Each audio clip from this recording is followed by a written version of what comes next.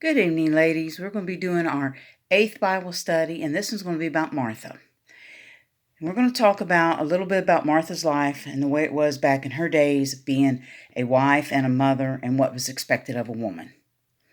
Okay, Martha's name means lady. Her character, she was active and she seemed never at a loss for words. Though Jesus chastised her for allowing herself to become worried and upset about small things, she still remained his close follower. We're going to do our key scriptures today, and they're going to be Luke 10:38 through 42, and John 11:1 through 12 and 3. So you can look those up if you want to keep up with what we're going to be reading about.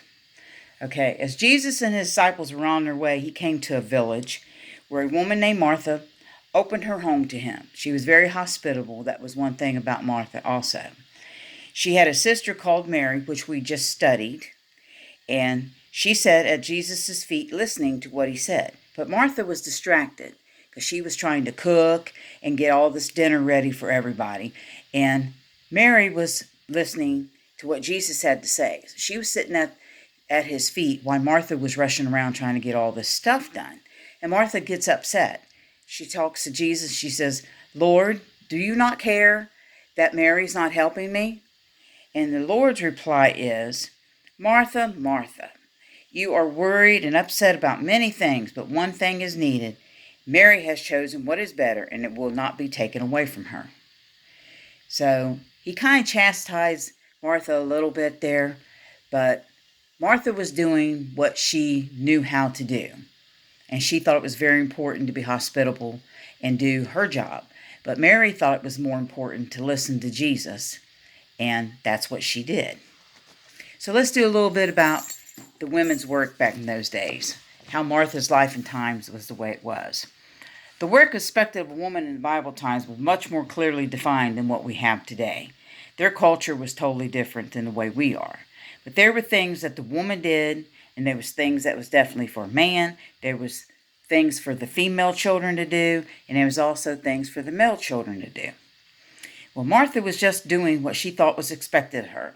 She had been raised to take care of her guests, to care for people in her household, and Mary was one who stepped outside of the culture.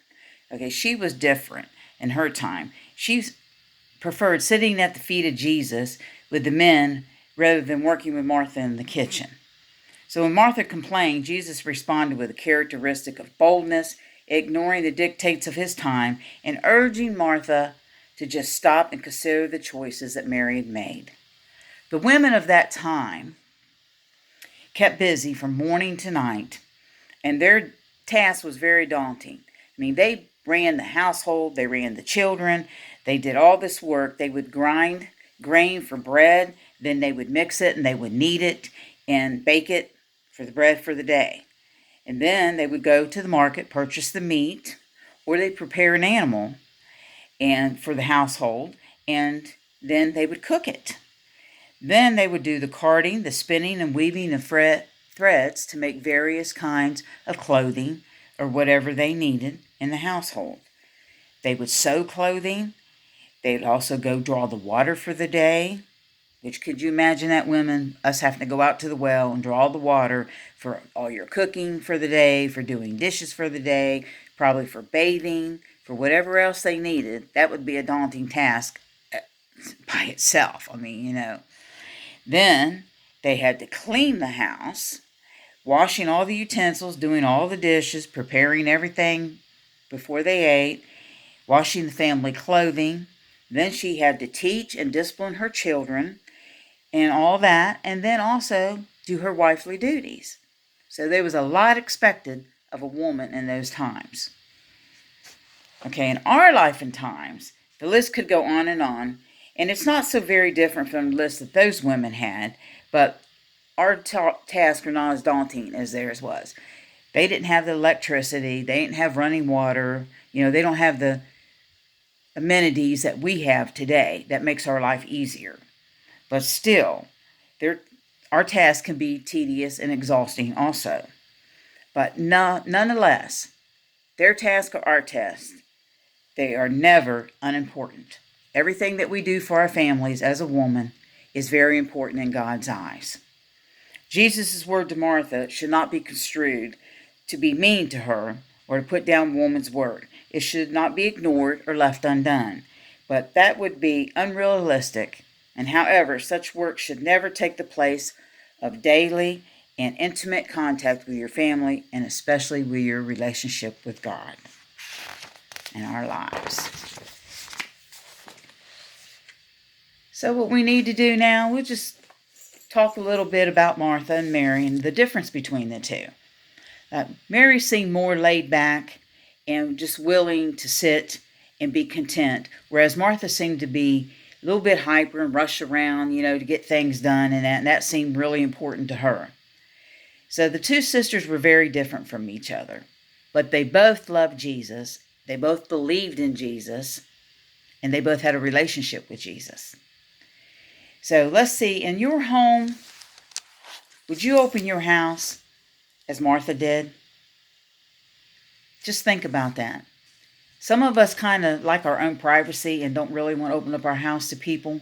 But as Christian women, we're supposed to be hospitable. But we also need to be careful of who we let in our homes. Okay, also hospitable is listed as a gift in 1 Peter 4:9. Do we all have that gift of being hospitable? I don't know if we really do. Okay, compare Mary and Martha, and which woman are you more like? You more like Mary, laid back and just kind of go with the flow, or are you more like Martha, high-strung and, seem to have to be doing something and getting something done? Also, often this story puts it puts Martha in a negative light and Mary in a positive one. Do you think that's fair? Why or why not? Also, Martha was frank with Jesus. And what does that tell you about her relationship with him? When she could just come right out and say to him, "Do you not care that Mary's not helping me?" That seems to me that they had a very close relationship, and she wasn't afraid to talk to him. Are we afraid to talk to him? Do we have a daily conversation with our Lord? I sure hope so.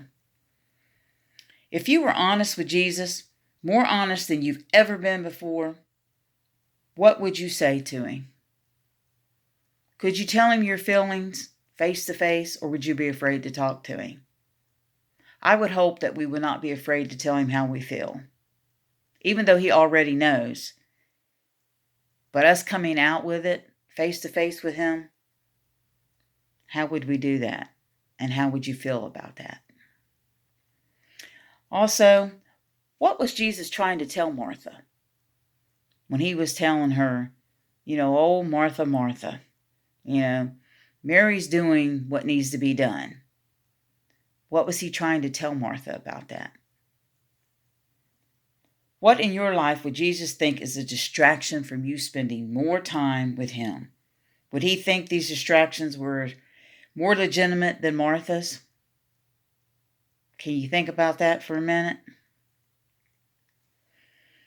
We often study Martha and her shortcomings. However, this statement made after her brother Lazarus had died reveals another side of Martha. What does her declaration here tell you about who Martha really was? In John 11:27. Please read that and make a comment about it.